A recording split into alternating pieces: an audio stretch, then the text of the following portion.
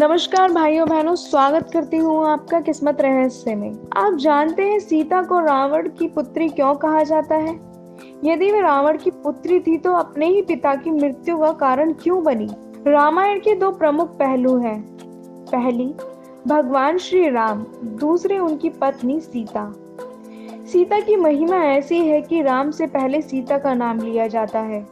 देवी सीता को माता लक्ष्मी का रूप माना जाता है। लेकिन विभिन्न रामायणों और पौराणिक कथाओं में देवी सीता के जन्म को लेकर रहस्यमयी और रोचक कथाएं हैं, जिसकी वजह यह भी है कि देवी सीता के माता पिता भले ही सुनैना और पिता जनक कहलाते हैं, लेकिन यह केवल इनके पालक माता पिता हैं। सीता का जन्म जन्मभूमि से हुआ है, इसलिए इनके नाम के संदर्भ में कई कथाएं मिलती हैं। इनमें सबसे प्रचलित कथा वाल्मीकि रामायण की है।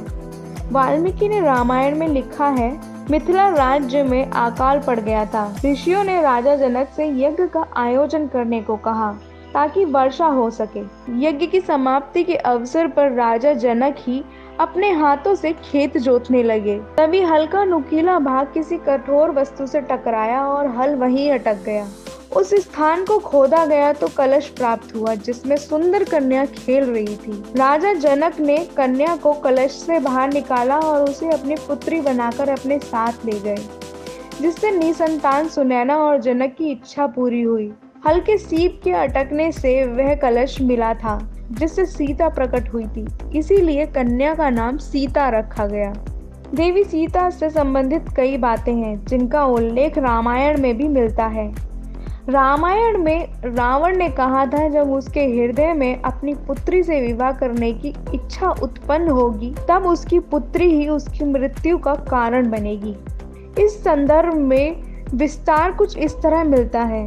कृतमत नाम के एक ऋषि देवी को लक्ष्मी रूप में पाने के लिए हर दिन मंत्र उच्चार के साथ कुश के अग्रभाग से एक कलश में दूध की बूंदें डालते थे। एक दिन जब ऋषि अपने आश्रम में नहीं थे तब रावण वहां आ गया और वहां मौजूद ऋषियों को मारकर उनका रक्त कलश में भर लिया। इस कलश को रावण ने अपने महल में लाकर छुपा दिया।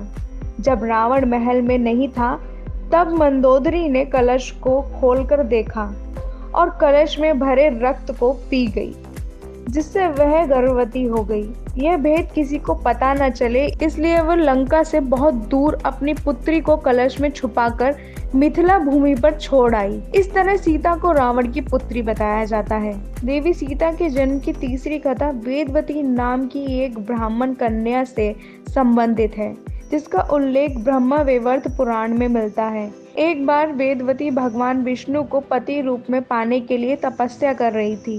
हिमालय पर भ्रमण करते हुए रावण की नजर वेदवती पर पड़ी और वो कामांत हो गया और जबरन वेदवती के साथ संबंध बनाना चाहता था। वेदवती ने खुद को रावण से छुड़ा लिया और पर्वत से खाई में कूद गई। मरते मरते वेदवती ने रावण को श्राप दिया, वो फिर से जन्म लेकर उसकी मृत्यु का कारण बनेगी। कई कथाएं प्रचलित हैं, लेकिन उनमें से ये मेन कथा है। इसी वजह से रावण को सीता का पिता भी कहते हैं और इस श्राप की वजह से ही रावण की मृत्यु हुई थी।